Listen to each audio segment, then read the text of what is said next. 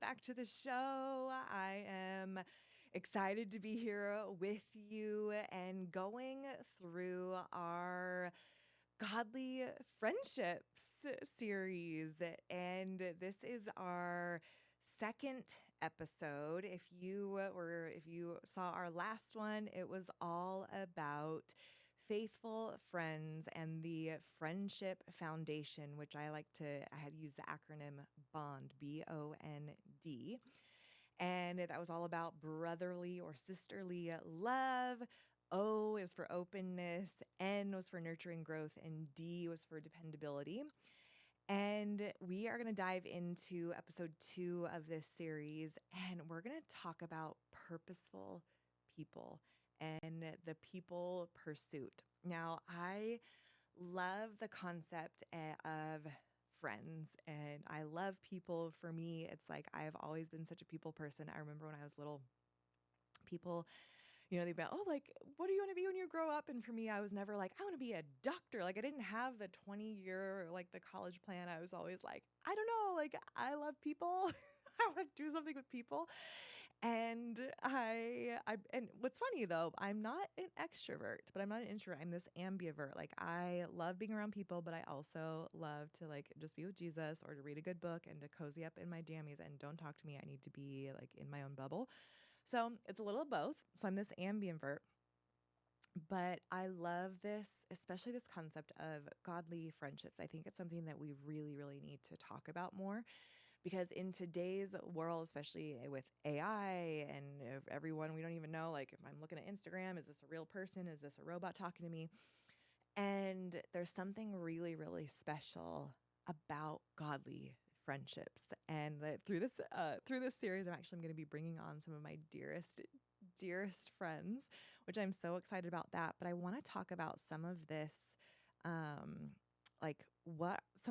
these foundational things of what I've learned and what it looks like to build godly friendships and to be faithful through the hard times and to have friendships that last a lifetime. And is that going to be for everyone? No. And this is like what's kind of tricky, is obviously I haven't lived my entire life. So this is like something I'm still like in the middle of.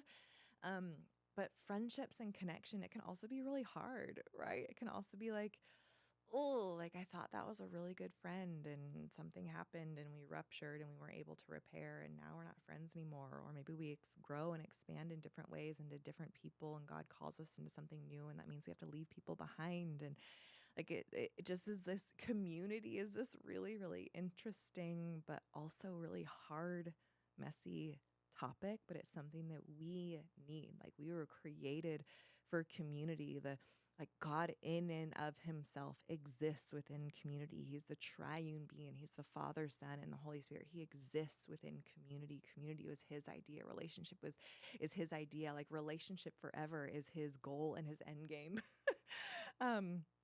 And so I think that for us as believers, our love, like even Jesus in the Bible said that they will know that you are my followers, that you are my disciples because of your love.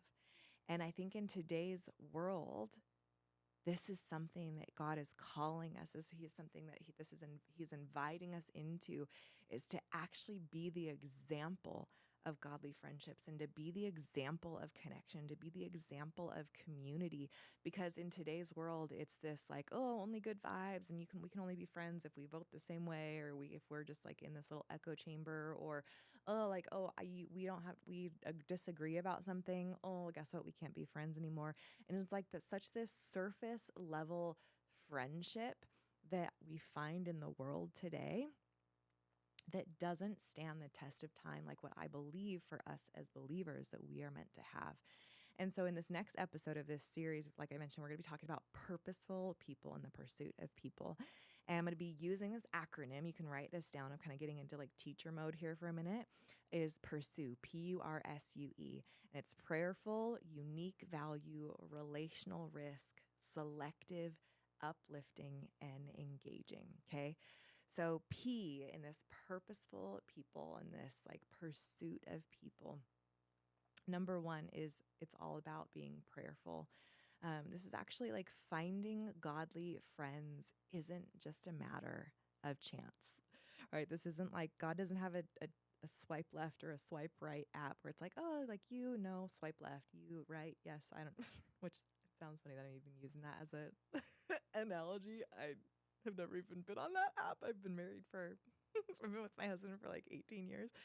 But anyways, finding godly friendships is not just a matter of chance. It actually is a matter of prayer. And I remember when I started, like my heart really longed for, like I'd experienced like what I thought were good friends, but they weren't godly friends. And though they kind of fell apart and they got toxic. And I just remember like, gosh, like God, I actually just really want some godly friends. Like, I don't want just good friends. I want godly friends. And I just began to pray for them. And it's a matter of prayer. And so I actually just want to invite you, like this first one, like prayerful, like purposeful prayer. Like ask God if you are desiring not just good friends, but godly friends, because there is something so beautiful about godly friends and this phileo love that we are invited into as believers. If you need to remember what phileo love is, listen to the previous episode of this series, because I dive into all of that. But I actually want you to ask God to bring the right people into your life and to help give you discernment, because this is also another thing that I've learned is that there's discernment that's needed when we ask God for godly friends, because then all of a sudden, like, it's almost like our radars are open and we're just like ready for friends. And we go to church and we're like, are you my godly friend? Are you my godly friend? Are you my godly friend? Are you right? And so all of a sudden we're like, oh, everyone could be my godly friend. And it's like, oh, okay, there's actually discernment that we get to use as believers to say, oh, okay, God is highlighting this person in this season, and God is highlighting this person. And I'm like, not that one, like not that one. And what's interesting is I don't want you to hear what I'm not saying. Now, I don't believe that relationships should be based on chemistry. There's a difference between relationships that are based on chemistry versus relationships that are built on trust. Chemistry is like personality. Of course, there'll be people that you click with more so than not. But that doesn't mean that every godly friend that God has for you is that you're going to actually feel immediate chemistry with. Okay. It could actually mean that it's the person that might be rubbing you a little bit rough, a little bit wrong, a little bit of the iron sharpens iron and sparks might be flying. And the Lord might actually, like, what he has for you in a godly friend might come on the other side of that person that is like sharpening you, which sometimes sharpening does not always feel good. Like if I'm being honest, I'm like, oh, like sparks are flying right now. I kind of like, oh, this is like hurting my heart right now. But God has actually called us to work through those things together in community and in relationship. Because in today's world, what we actually do is that, oh, someone's triggering me and I have this trigger and I'm whatever. And so I'm going to go talk to my counselor about it, which is good. Counseling is good. I have, go to counseling. I've gone to counseling. I believe in counseling. I have a psychology degree, right? I was going to be a counselor. So don't hear what I'm not saying. So counseling is good. But I think that we actually are we're working through relational issues that should be worked through with a person like that is in that relationship, but we're working through it, talking about that person in counseling. And there's something that I believe that God calls us into with relationship and with godly friendships and within godly community to actually work through those things together. And this is where I feel like there's a disconnect in the world that all of a sudden, oh, I have this trigger. Oh, we can't be friends anymore because you're XYZ. And so I go to my counselor and then I slap a label on it of the XYZ. Oh, maybe you just have this, or maybe this. And like now all of a sudden I just like slap a alphabet soup label on this person and I labeled them. And now I'm not working through anything with them relationally. And God doesn't call us to that. Which is like so offensive sometimes, right? It can be so offensive sometimes because it's like, I just want to like go talk to my counselor because I can vent and I can say whatever I want. I can like talk about this person however I want. And it's their fault and it's not my fault and they triggered me and blah, blah, blah, blah, and all this different stuff. And it's like, oh no, God actually calls us to work through things within community, because we can be hurt in community, yes, but we can also be healed in community. And to be able to do that, we got to pray for godly friends, but we also got to stick through it. Okay. So asking God for godly friends, not just good friends. Good friends, you'll probably go talk to your counselor about. Godly friends, you'll probably work through issues together with. Ooh, okay, boom. Just saying, okay. So God's going to give you discernment, and then and he's going to help open doors for meaningful connections. Pray for wisdom to recognize and appreciate the unique value in others, like to see their gold, the gifts that God has in people. And then when you invite God into your friendships, when we reorient our life, or when we both orient our life around Jesus, there's actually something really, really special that happens. And he's the one that can orchestrate divine connections that you might have ever imagined. I know for me, some of my dearest friends, I was actually just texting one of my girls this morning, and just through relationship, we've been best friends for 15 plus years, and there have been multiple seasons that we have walked through together, and they have looked so different. This is like pre-marriage, and walking down the aisle together and being, in each other's weddings. And my husband actually married them, and we've gone through, seasons of singleness, and then, marriage, and then babies, and having babies, and the whole identity crisis that happens when you become a mom, and all of this. And we've, gone through like marriage problems, and when Chris and I, when we were really struggling, and my husband, when we were really struggling, and we didn't even know if we were going to make it. And when other people are going through financial problems and kids stuff and family stuff. And it's like, oh, like faithful friends, godly friendships, they are with you in the good days and the bad days. And they are some of our most treasured and cherished things within our life. And I actually was just like texting my girlfriend this morning, because we just hung out the other day, and God told me to sow into her life. And so out of obedience, and she was really like blown away by that. But it was like God told me that like her heart was really good soil, and I've seen her walk so faithfully through some of the hardest times that would break people. Like honestly, her faith is something that I'm like, oh Lord, like give me faith like Amy, especially in the area of finances, like with what they have walked through. Like they have seen miracle after miracle after miracle, and her faith is something that inspires me. And I have seen her like just trust God in the midst of like where her circumstances don't look like anything like what the Lord has promised. And I've just seen her just stand so solid in such a firm foundation of what the Lord has said, and just in his voice, and like, nope, God said this was going to happen. And God said, God said, and it just like miracle after miracle after miracle, it just happens. And I'm just like so amazed by her faith. And so I like sewed into her because the Lord told me to. And we were just talking, and we were just both saying like how, gosh, like over the last 15 years and all the seasons that we've been through and all the hard times that we've journeyed alongside each other with, that her and her friendship is one of the things that my heart just really treasures the most. And there just really is something so, so special about those covenant friendships, about those lifelong friendships. Like our families, we call each other the lifers. We're like bestie families, because our husbands love each other and get along, and our babies have all grown up together. And it's just something so special that only God can orchestrate. So my long story point to this is that there's something that cannot be replicated when it's not a godly friendship. Good friendships are good, but it's not God. And there's something so incredibly powerful when friendships and relationships are founded and oriented around the Lord. So, yeah. So anyways, how to put this like back to P for prayerful is to pray for whether it's new godly friendships if you're needing, but pray for your friends. Like I pray for my friends. Like I am so grateful for them. Like pray for your friends, current friends that you have, and future friends, and even ones who maybe things fell apart and didn't work out. Pray that God would bless them and thank him for what it was that they were for you in past seasons.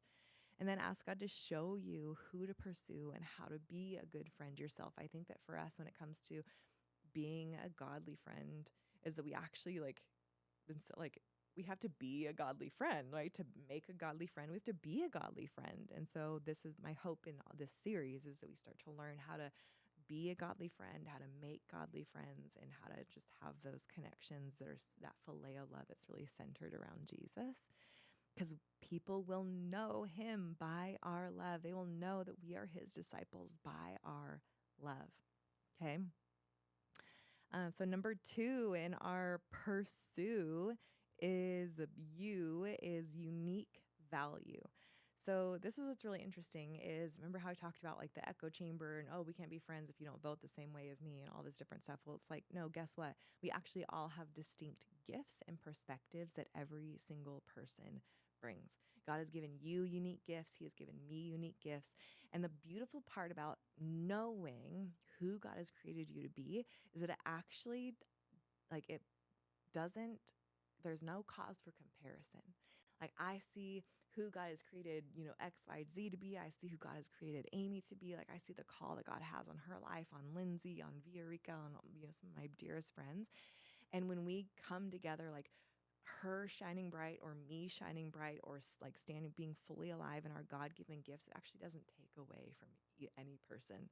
Like typically what we see in the world when there's comparison, it's like, oh, like you're, XYZ and you're so bright and shiny and oh, like it makes me feel bad. And like, no, godly friendships, there's actually is big enough space and a big enough God and the gifts that he has given us for all of us to be fully alive and fully awakened in those.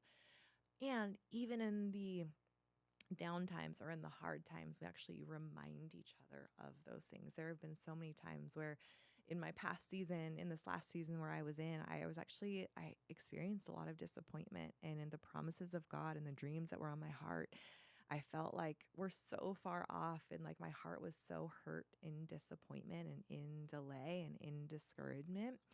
And my friends reminded me of the call of God that I had and reminded me like, no, this is what God said. Like, we are praying for you. We are believing with you. Like, we know, like they were the voices of truth that echoed what God was saying and the call of God on my life. And so it's like, oh, their perspective, they're actually we're meant to call those things and remind each other of those things.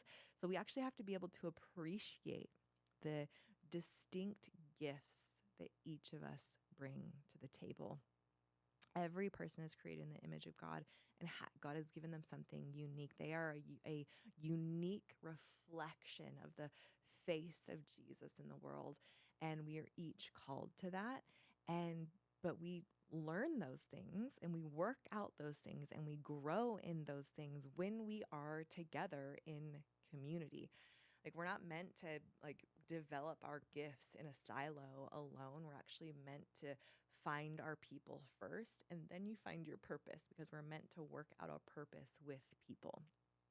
And people are actually the ones who are going to probably call us up into our purpose, who are going to call out our purpose for us, who are going to say, hey, you know what? This is a gift that I see on your life that God has given you. I'm going to like pull this out. I'm going to help you develop this. And I see this on your life. Like, when you find your people, you're going to find your purpose. And so this comes into that unique value that each of us bring to the table. We want to celebrate our diversity and unity. Now, God calls us into unity. He doesn't call us into uniformity. Now, uniformity is this like, oh, I got to think the same way and we can't ever disagree and we have to vote the same way. Now, that's not unity. That's uniformity. Unity means that we can actually come together around the same, around the same thing. And I can actually, even if you have a different point of view, I can actually still honor and respect you. Despite our differences, that is unity. Because I need your voice, I need your perspective, I need the facet of the face of Jesus that you reflect to the world, just like you need the facet of the face of Jesus that I reflect into the world, so that we together as the bride, that we together as the body can create a more complete and healthy and whole picture of Jesus. And so this is where our unique value and gifts all matter. Different backgrounds, different personalities, different experiences, different perspectives, the way that God has revealed himself to each of us. This is like even like our testimony matters, because testimony means God is going to do it again. And the testimony of Jesus is the spirit of prophecy. So now all of a sudden you share your testimony with me and I see what God has done on your life. And guess what? God's going to do it again. And so I can see, and you can speak that over me, because we can impart what we, So now it's all of a sudden I can speak a prophetic word. So it's like this beautiful, like, oh, God has done this on this person's life, and they can now, like, they have that breakthrough that they carry in the word of their testimony, and I need that breakthrough, and now I can carry that, and then we can pass that on to others. So it becomes this beautiful, um, like this beautiful uniqueness that each of us bring to the table. So it's something not to take for granted. Um, so how to be able to practice this is to look for the strengths and the gifts in your friends and encourage them to use their talents, call them out.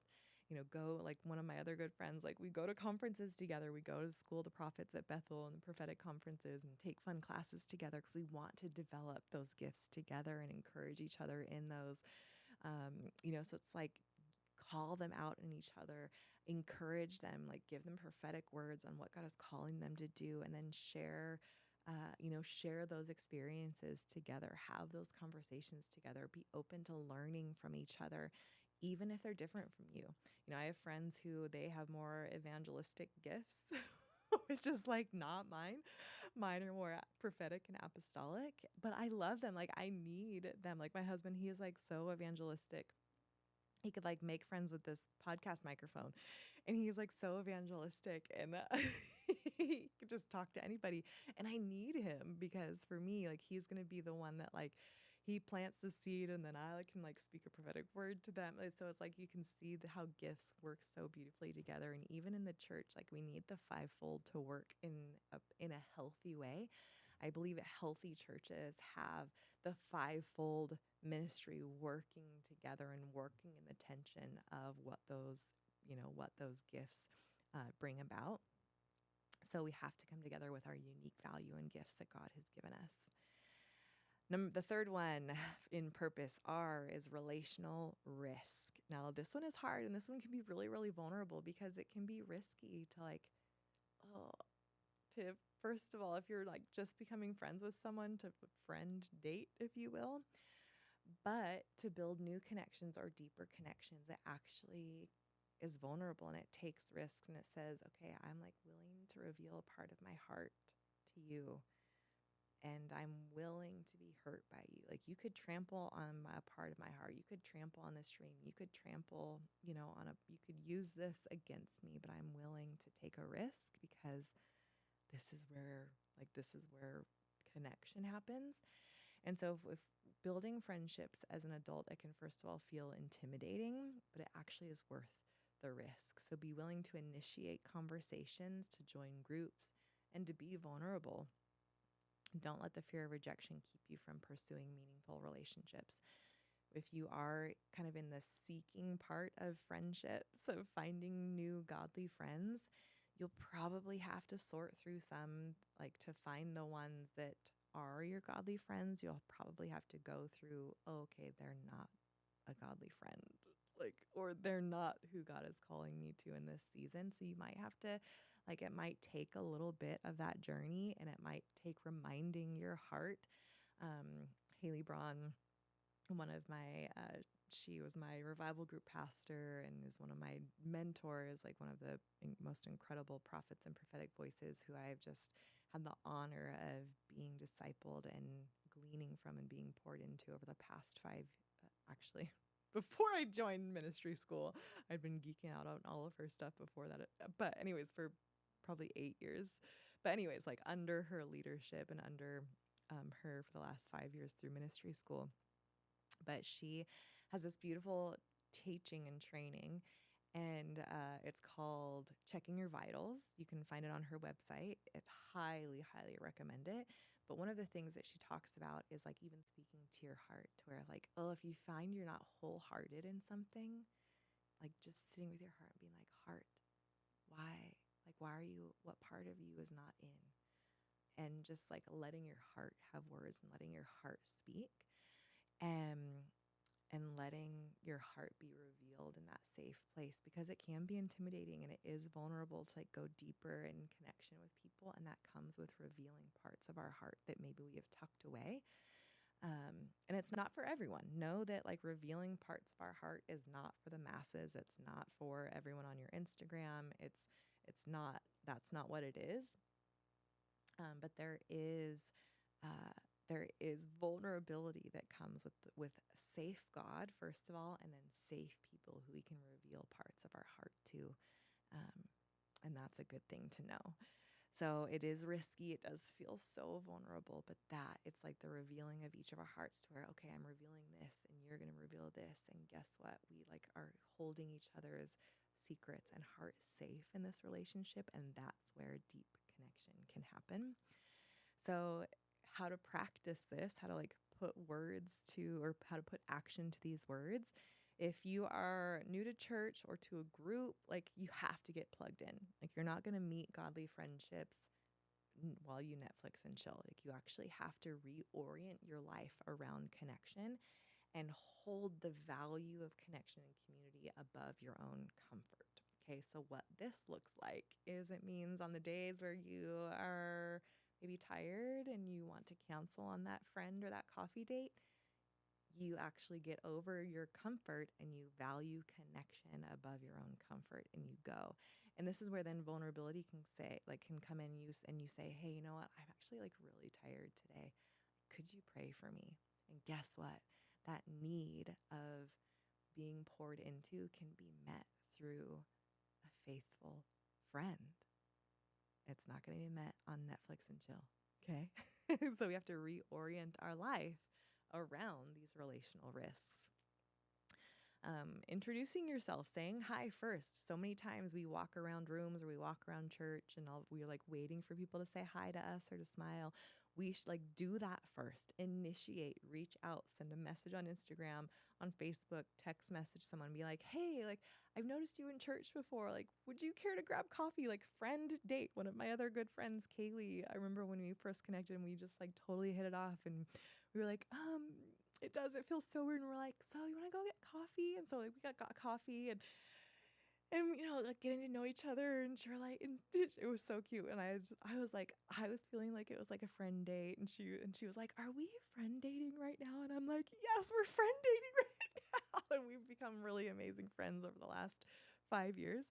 But like it can sometimes like take those first initial awkward conversations and being like, so I enjoyed my time with you. Can we do it again? And that can feel risky, but guess what? That is what it takes. And then, so again, invite someone to coffee or to lunch, introduce yourself, say hi first, be the initiator. And then again, share something personal about yourself, be open. It doesn't mean that all boundaries go out the window. It doesn't mean that all of your like darkest secrets are revealed immediately. Like have healthy emotional and relational boundaries. And remember that everyone feels awkward, so you're not alone, and there has to be some relational risk to say, okay, like, oh, like I'm like willing to reveal this part of my heart to you. Like, will you be a safe person in my life that can hold this like with me and that we can be friends? So that, my friend, is relational risk. The next one in in P.U.R.S.U.E is selective. Okay. So choosing friends who share values and faith is really, really important, especially when it comes to godly friendships. Okay. Good friends, you can have good friends. I have good friends who have different beliefs than me, but they are not godly friends. And so there actually is a big difference here. The people that you surround yourself with, they actually have a profound impact on your life.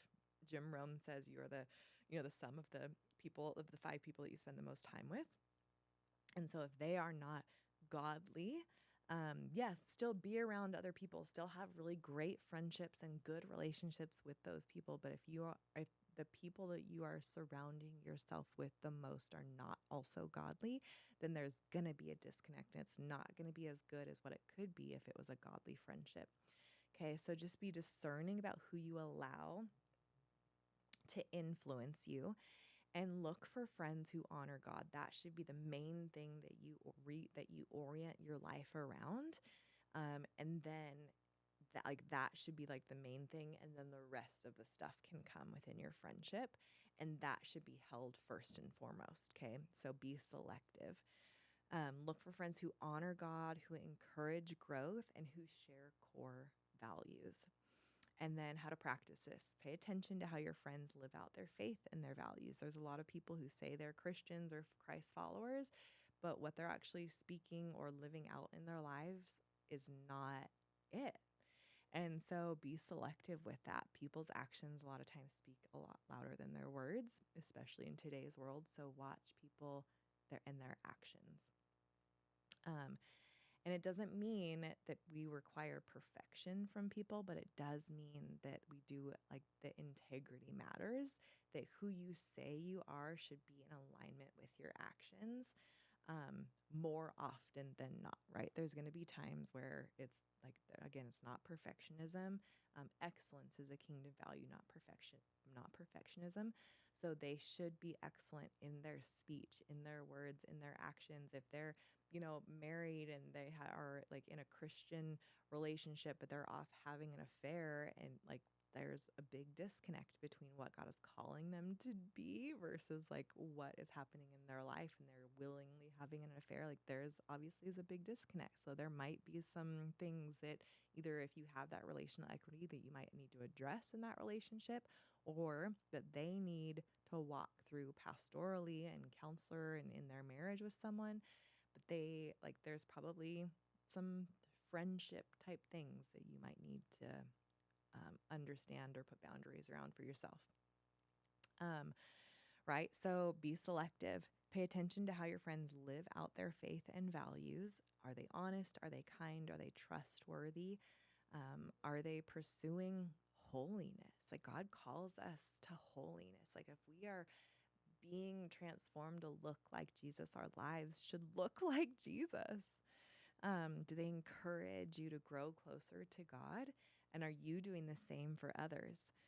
If not, it's okay to be selective and to seek out relationships that will help you become the person that God created you to be and not pull you further away from God. The next one is uplifting, and our P.U.R.S.U.E acronym U is uplifting. So be a source of encouragement and inspiration. Godly friendships are marked by mutual encouragement.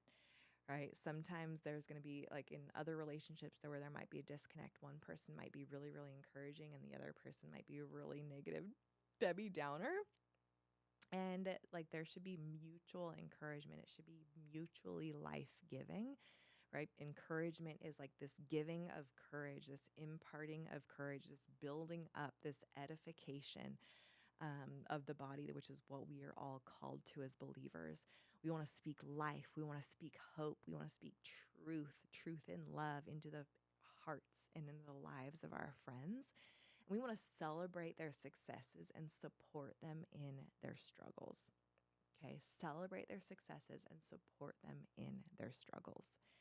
And then how to practice this. Send a text or a note or write a card, a handwritten card, the long lost art of the handwritten note, to encourage your friend. Pray for them, celebrate their wins.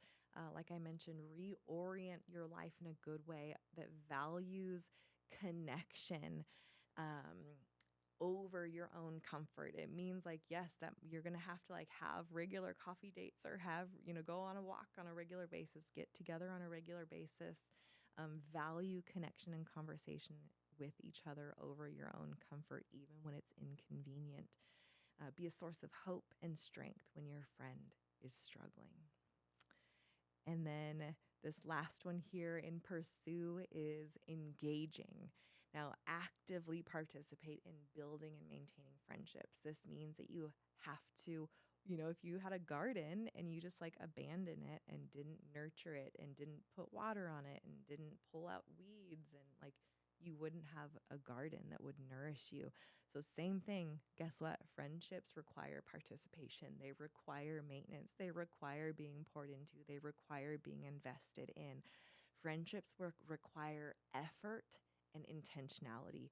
Be the one that reaches out. Be the one that gets things on the calendar, even if it's 2 months down the road. Be the one that sends a message when they pop into your mind.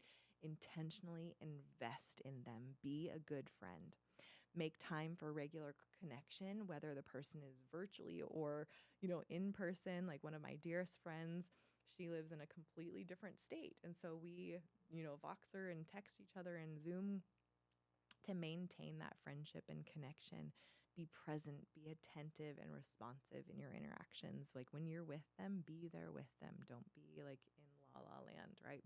Be with your friends. And how to practice this, obviously schedule regular time to connect. Like, hello, like don't always wait for them to initiate. You be the initiator. And then guess what? When you are the initiator and they are the initiator, guess what? Both people, like you start to establish really incredible friendships. Put away distractions, give them your full attention, communicate openly about your needs and expectations. And this is a big one here because sometimes we can like kind of get into like the friend dating mode, and sometimes they can't be what it is that you need them to be in that season. Like one of my dearest friends, Lindsay, she also went through third year in BSSM, and her workload with her mentor was massive, and she did not have the capacity to connect in the way that we have connected throughout our entire friendship. And she vocalized her need to me for a space and to say, hey, you know what? I actually don't have the capacity. Can we like, I love you, but what I need right now is like just your support from afar, and let's connect in like 3 months. And that at first, like that was really hard for me to understand, because to me, like covenant friendships are like, oh, I actually always will have time for you. As a covenant friend, just like with my husband, like he is always, he was always I'm always in pursuit of that covenant of my husband. And as she vocalized that need for where she was at, the Lord actually just invited me into such of this beautiful space of like praying for her more than I have ever prayed for her, and meeting her where she was at in her need of far off support in a good way. And it actually has strengthened our friendship now that she, like our seasons have shifted and we're like, we were talking again on a regular basis, but that was like what she needed. Like that was how I could be the best friend to her in that season. And I for sure wrestled within that space of, okay, God, like, but you called us to covenant friendship, and what does this look like? And we're not even talking. And like the Lord invited me on this journey of what covenant friendship looks like. So maybe I'll have Lindsay on and we'll talk about even just our journey in this. But the best way that I could actually be a friend to her in that season, and she communicated that need and that, and that expectation. And I could either like meet her in that space of that's what she needed in a friend in that moment, or, oh, but I need to talk to you more and I need to whatever in my own needs. Oh, actually, I'm so willing to like meet you in your place of need of a friend. And I love you. And, I would send her encouraging messages. I didn't expect responses. But, every once in a while, just, hey, I'm thinking about you. I was praying for you today. I love you. I can't wait to reconnect. And as we have now reconnected, she's come out of that really busy season. We've had beautiful conversations about like how she was just like, you know what, like that was so like, that was exactly what I needed. I'm really, really grateful for your friendship. And so know that sometimes when we do have to like express our needs within friendships and even expectations. Sometimes friends are like, sometimes it might be, this is what I need from you, and I'm not able to give that to you right now. So how can we make this work? We want to like keep the friendship and keep the relationship. I'm not able to give that to you. So where else can you get that need met while we can still be friends? And this is actually what I'm only available to give.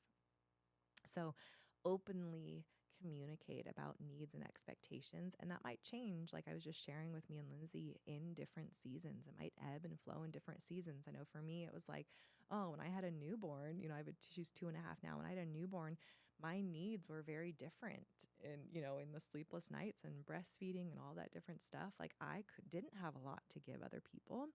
And so needs and expectations, but we just need to be able to communicate them correctly or effectively with our friendships and with our relationships within different seasons. And then extend grace and forgiveness when misunderstandings arise. this is the part where we are meant to work through these things within community and within connection and within relationship. We're not meant to, I mean, yes, again, go to counseling as you need counseling, do it. Again, I do, I have. But this is the place where it's like, I think that there's a lot of things that we're meant to work through relationally that we don't. And this is what will help develop those lasting friendships and those lasting connections and that trust that can be built over time, and those lifers and those covenant friendships. That's what will really help develop those. So as we have gone over that purposeful people and the people pursuit and our pursue acronym, I would actually love to hear what resonated with you, maybe what you learned throughout this episode. And as we continue through this series of godly friendships, I would actually love if any of this stuff has helped you, or maybe you are desiring for a godly friendship and I can pray for you. Shoot me a message on Instagram. I'm at Charity Majors, and I would love to hear from you. I really believe that in this time, God is doing something really, really special within the body of Christ and healing hearts. And we can be, yes, hurt in community, but I really believe that He is bringing healthy community and healthy connections and incredible friendships that are going to be the example. Like, people are going to see you and your godly friends, and they're going to ask you, like, how do you have such good friends? I want that. And you're going to be able to say, guess what? First and foremost, we love Jesus, and we love, like, this is what we orient our lives around. And let me introduce you to Jesus. And then you can start to bring people into your circle and teaching them to have godly friends and to be a godly friend. Like, people are going to know us by our love. And this is a really, really important thing on what I believe that the Lord is on right now for this season. So stick with us as we continue to work through these different episodes and through these different themes. But I'm really grateful that you're here. I believe in you, and we will see you in the next episode.